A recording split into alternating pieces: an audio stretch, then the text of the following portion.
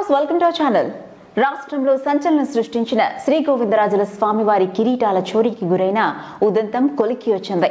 పోలీసులు కిరీటాల దొంగను అరెస్టు చేయగలిగారు, కానీ ఆ కిరీటాలను స్వాధీనం చేసుకోలేకపోయారు.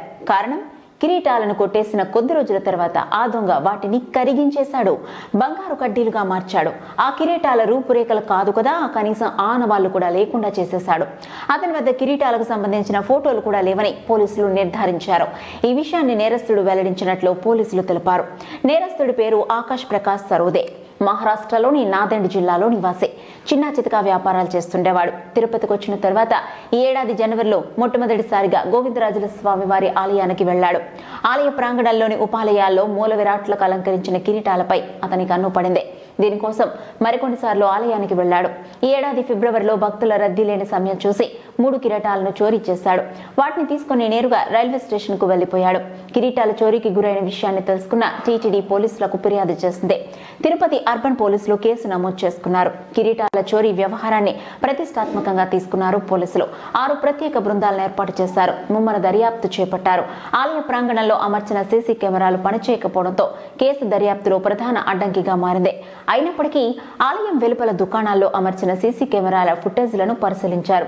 ఓ వైన్ షాప్ వద్ద అమర్చిన సీసీటీవీ ఫుటేజ్లో మొదటిసారిగా ఆకాష్ ప్రకాష్ ను గుర్తించారు.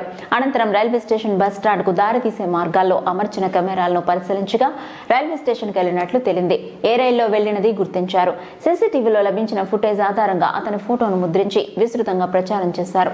దీనికోసం సోషల్ మీడియాను కూడా వినియోగించారు తిరుపతి పోలీసులు. చివరికి అతని పేరు, ఊరు కనుగొన్నారు. మొదటిసారిగా తెలంగాణలోని నిజామాబాద్ లో అతని ఉనికి తెలిసిందే. అక్కడ ఆరా తీయగా నాందేడ్ జిల్లా వాసని స్పష్టమైంది. అతని స్వగ్రామానికి వెళ్లి విచారించారు. ఇది తెలుసుకున్న ఆకాష్ అక్కడి నుంచి ఉడాయించాడు. అహ్మద్ నగర్ కు మకా మార్చాడు. పోలీసులు అక్కడికి వెళ్లగా తప్పించుకున్నాడు. రైల్లో చెన్నై వెళ్తుండగా పోలీసులు రేణిగుంటలో ఆకాష్ ను వలవేసి పట్టుకోగలిగారు. కిరీటాలు యథాతథంగా 3 ప్రాంతాల్లో విక్రయించడానికి ప్రయత్నించగా కుదరలేదని ఆకాష్ వెల్లడించినట్లు తిరుపతి అర్బన్ ఎస్పీ అన్పురాజన్ తెలిపారు. తొలుత తిరుపతి నగర శివార్లలోని రేణిగుంటలో మొదటి కిరీటాలను విక్రయించడానికి ప్రయత్నించగా బడిసి కొట్టింది. అనంతరం రైలులో కాచిగూడకు చేరుకుని అక్కడ కూడా కిరీటాలు నమ్మడానికి విశ్వ ప్రయత్నాలు చేశాడట. వాటిని కొనటానికి ఎవరూ ముందుకు రాకపోవడంతో పూణేలో తనకు పరిచయం ఉన్న నగల వ్యాపారుల వద్ద వాటిని విక్రయించడానికి ప్రయత్నించగా వారు అంగీకరించలేదు. దీంతో కిరీటాలను కరిగించి కడ్డీలుగా మార్చాడని ఎస్పీ తెలిపారు. వాటి మొత్తం కిరీటాల బరువు 1651 గ్రాముల బరువు ఉన్నట్లు తేలింది. బులియన్ మార్కెట్లో వాటి విలువ 42.35 లక్షల రూపాయలుగా తేలిందని ఎస్పీ చెప్పారు. మరిన్ని ఇంట్రెస్టింగ్ అప్డేట్స్ కోసం చూస్తూనే ఉండండి అవర్ ఛానల్.